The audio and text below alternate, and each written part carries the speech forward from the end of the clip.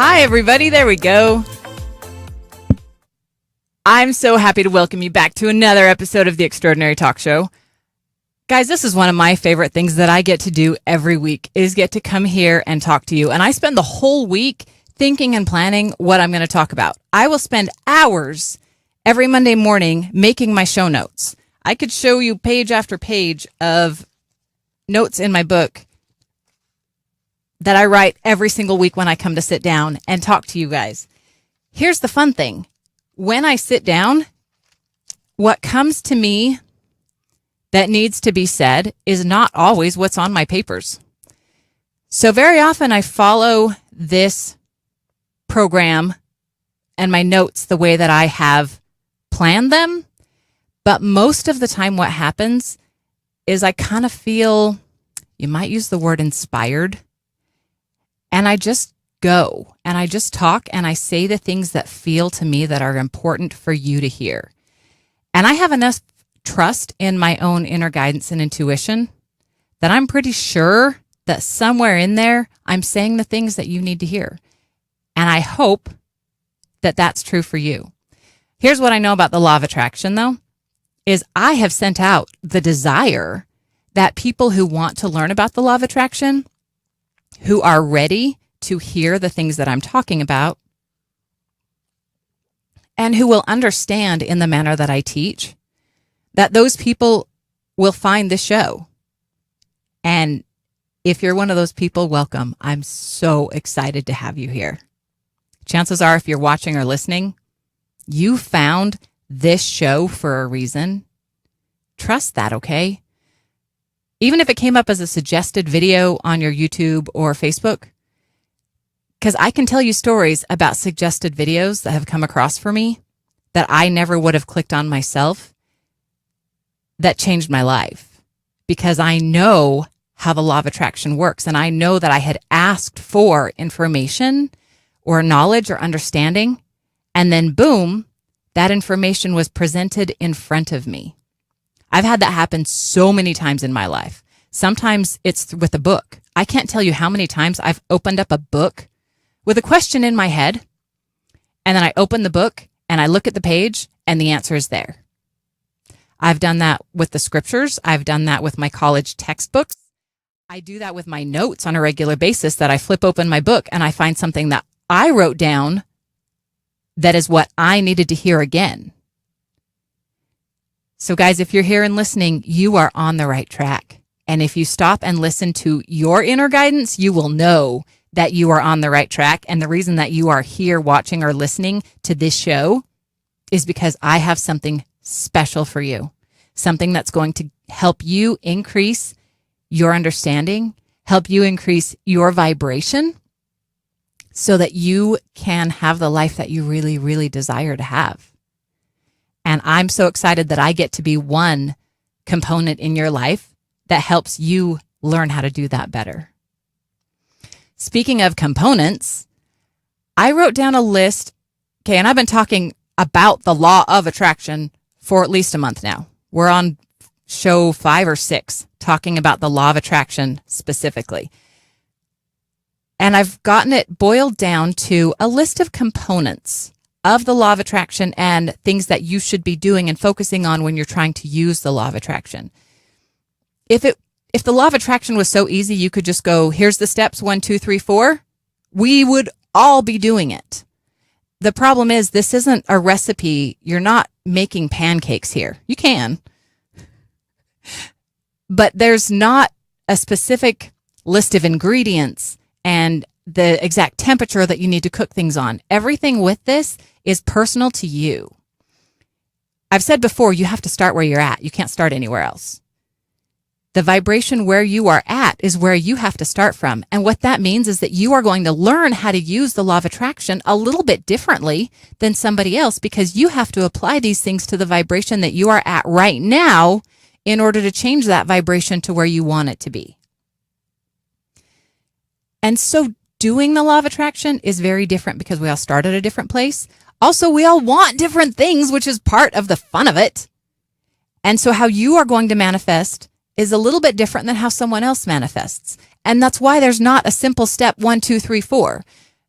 Abraham and Esther Hicks have a step process, and I highly encourage you to study Abraham and Esther Hicks and learn from them. Their process is basically you ask, you let source answer, and then you allow it to happen. And then while you're allowing it to happen, you get even better at allowing it to happen. That's basically their steps. I don't have steps. What I have are components, things that you want to be focusing on and thinking about in order to make sure that you're constantly tuning the right way. You want to match the vibration of the things that you want to have in your life, right? And so you have to learn how to tune in to that vibration, just like you may be tuned in to Radio St. George 100.3 in order to listen to the show. If you are listening to 100.1, you're probably not getting a very clear message. But if you're listening to 100.3, that's the only way you are going to hear this message on the radio right now as clearly as you can. Good news is there's other options too. You can also check out Facebook and YouTube and Spotify if you are not listening on the radio. And that's fun because then you get to see how animated I get. And maybe you sit back and laugh, and that's fine because I want you to enjoy. And if that means laughing at me, I'm here for you. So here are some of the components that I want you to keep in mind as you are working to manifest. First, I want you to remember you must fine-tune your vibration. And that comes through first step, and there are actually steps to this one. First is recognize your thoughts, because your thoughts lead to emotions. Emotions cause vibration or frequency, and that vibration or frequency is what you're ultimately going to attract. So remember, thoughts turn to emotions, turn to vibration, turn to manifestation.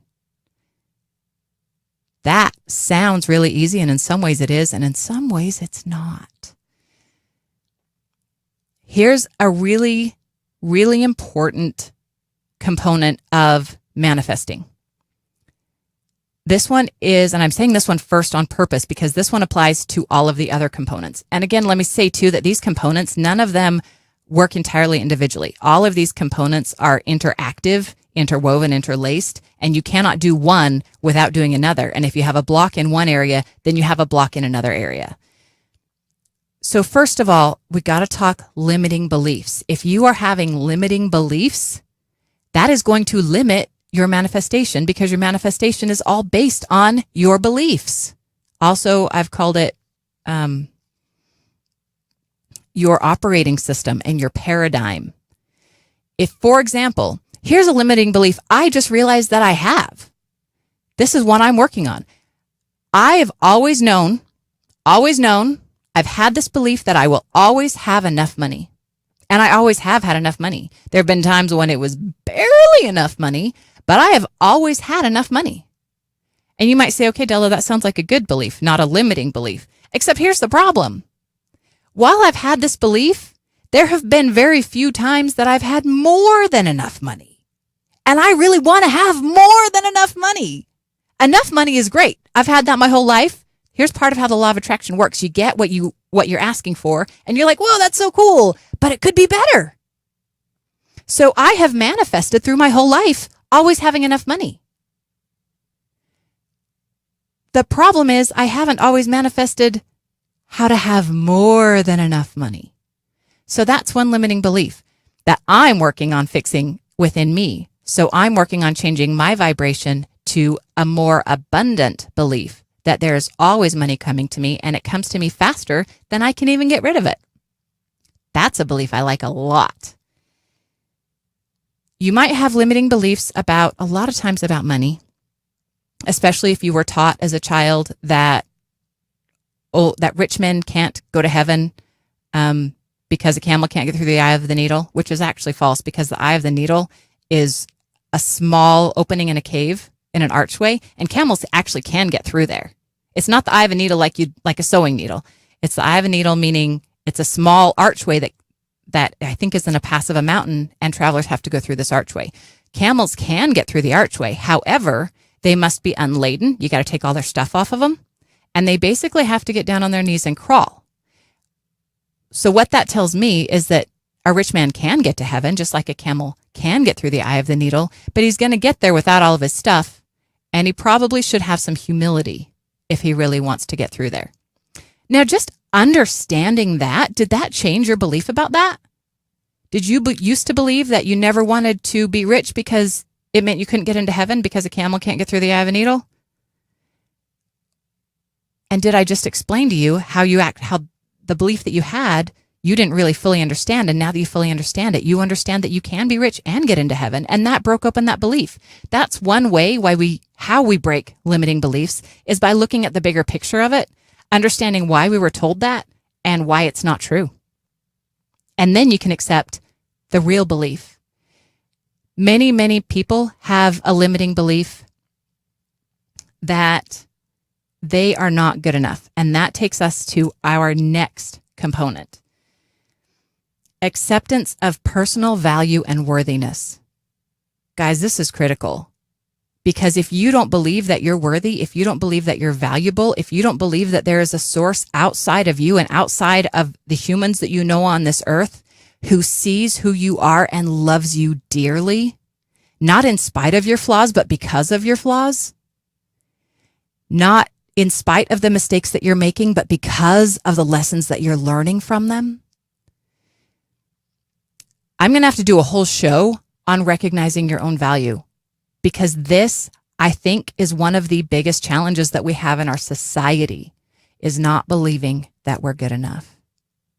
When you, as a person, when you can look inside your soul, when you can speak to that inner voice that's inside of you, that comes from outside of you, that loves you so much, when you can get just a teeny tiny glimpse of how much the universe loves you, you start to go, oh, maybe I am worthy. Maybe I can manifest some cool stuff. Maybe I do deserve some good things to happen to me. Whether or not you've heard that from your inner being, please hear it from me. I'm not messing with you. I'm not saying that just to make you feel good so you'll come back and watch my show. I'm saying that because I want you to recognize it. I want you to believe it, because when you can believe how valuable and loved you are, that is the moment that your life will skyrocket. And I'm not kidding, because I have seen it happen.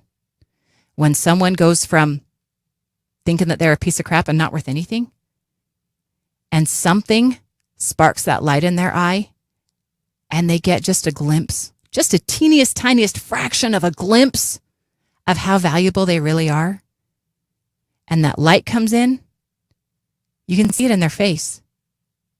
You can see the change. And then it's a matter of moments before the manifestations start coming. I have seen it happen. So if you truly want to be good at manifesting, but you don't like yourself, you're going to struggle. Now, all of these components are not necessarily requirements. If you can do most of them, most of the way, you're still going to be really successful at manifesting. The better you get at all of them, the better you get at manifesting. Another component is the belief that this is a thing and a basic understanding of how and why it works. This is why it's so important that you study the law of attraction. You can watch the movie The Secret 100 times and you'll get more out of it every time, but there's a lot more information out there. And The Secret gave me a lot of good information, but it also gave me a lot of questions. And there was a lot that I didn't understand, and there was a lot that I didn't know about the law of attraction. And it was through studying that I've learned as much as I have, and it was through practice that I've manifested as much as I have. Take the time, if you're feeling like, this isn't working, take the time to learn more. Bob Proctor says that one of the biggest barriers to manifesting is fear. He calls it the terror barrier. The terror barrier. Because you have that thing that you want, but you want it so bad that you start telling a story in your mind about how it's never going to happen. You hit that terror barrier and you cannot go anywhere from there. Here's one thing that you can do is study and learn so that you can understand how to get past that terror barrier. Or just like how I explained the eye of the needle and the camel, once you understand something better, you understand how you can get past that. You understand now why that no longer matters to you. You can understand now how that limiting belief that you used to have doesn't even apply because you misunderstood the story to begin with. The more you study, the more you learn, the more that you gain an understanding of this process, the better you will get at doing the process. That's not hard. Okay, I mentioned this a minute ago. In order to get what you want, you must match the vibration of that thing. Fine-tuning your vibration is one of the most critical parts of the law of attraction. Remember, you can have, be, or do anything, but first you must become the person to whom those things can happen. That means that you must change your vibration to the vibration of having it.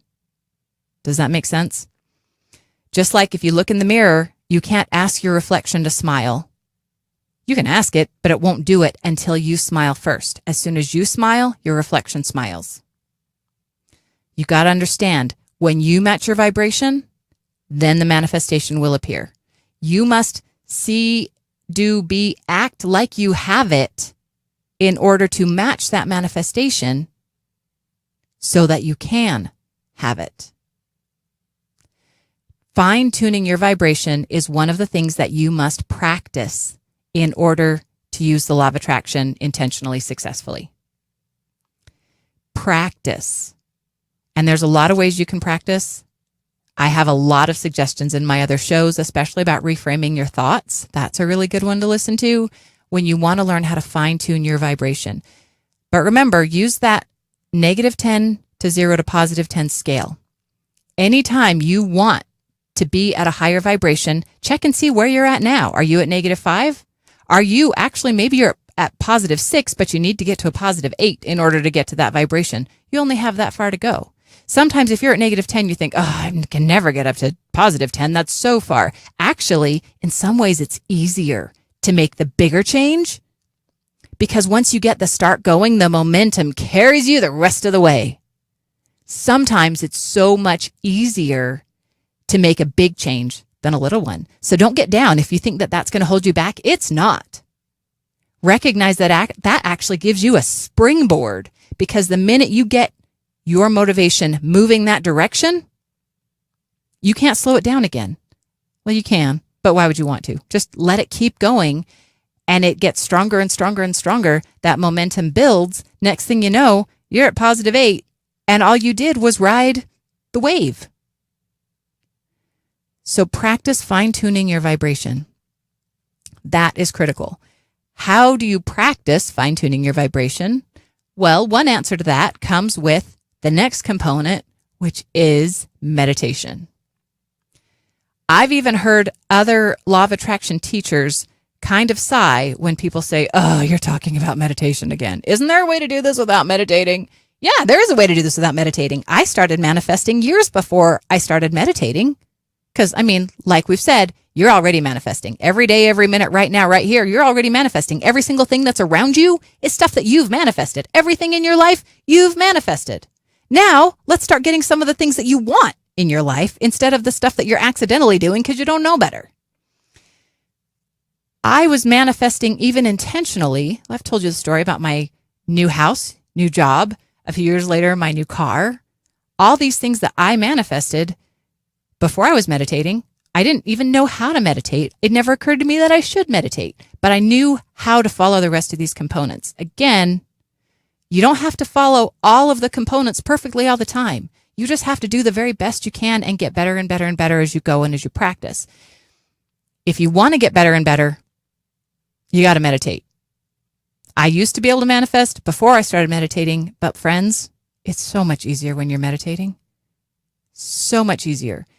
Retuning your vibration to where you want it to be is 10 times easier to do during meditation than any other time when you're awake. If you can really sense that your vibration is not where you want it to be, there's two big things that you can do to make it a whole lot easier. One is to meditate, quiet your mind, and allow your inner voice to help guide you to a higher vibration. The other thing is to go to sleep, because that also quiets your mind, and then you can start over with fresh momentum first thing in the morning. Abraham and Esther Hicks talk a lot about doing that, and waking up in the morning and making sure that your very, very first thought is one of joy and bliss and happiness before you start thinking about all the other stuff that makes you feel other ways. And spend 68 seconds just being blissful before you even get out of bed, before you maybe even open your eyes. That is the best way to start your day with a high vibration. I can't say enough about it, guys. Meditate. If you want to be good at manifesting, meditate. Another reason that meditating is so good is because meditating gets you in touch with that inner voice, that higher self, what Dolores Cannon calls the subconscious, what some people call the spirit or the Holy Ghost or the still small voice. There's hundreds of names for it. Here's one thing I want to tell you about that.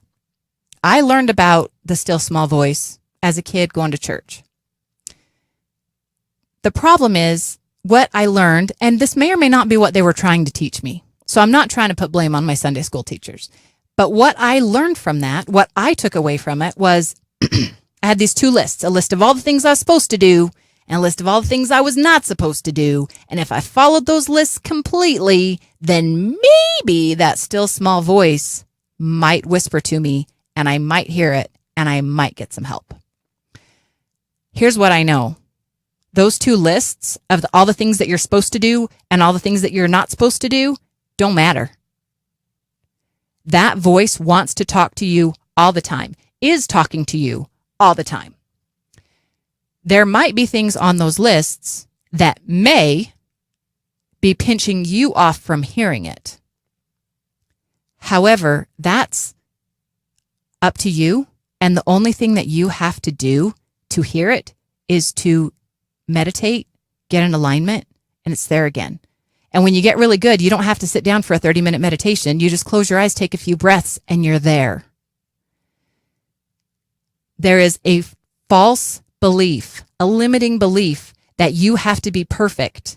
You have to be following all of the right rules in order to hear your still small voice. And my friends, that's not true. What I encourage you to do is make a list of the things that help you hear that voice and make a list of the things that make it harder to hear that voice based on your experience, not based on anything you read in a book, not based on anything you were told in class or in church or by your parents or by your friends.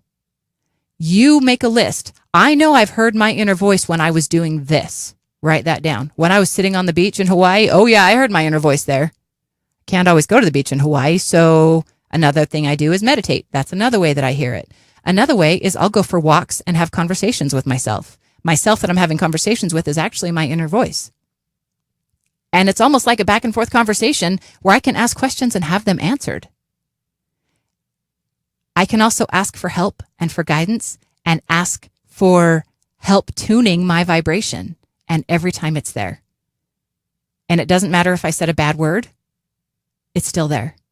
And it doesn't matter if I was angry earlier, because as long as I've released the anger and I'm calm now, I can hear it. Recognize it's there more, way more than you think it is. And listen to it. When you learn to do this, you'll be shocked at how available it is and how much that inner voice is really there for you. And you might be shocked at some of the messages you start getting. Another step is, and this one's really important too, not a step, a component, is allowing. Once you've made your request of the universe,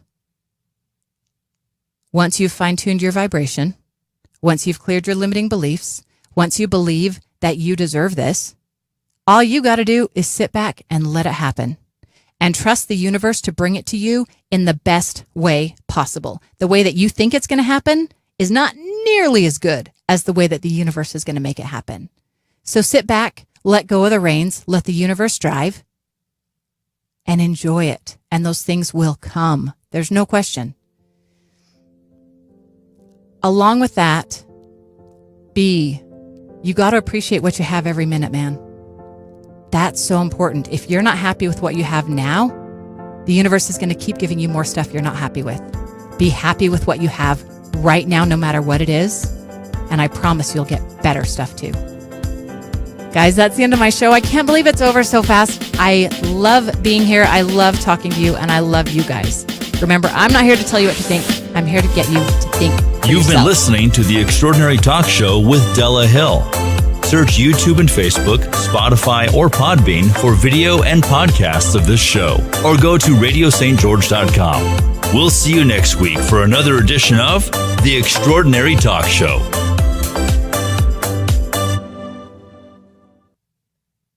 KDXI, St. George. Hi, this is Della with The Extraordinary Talk Show. If you like this video, check out some of our other videos that you might also enjoy.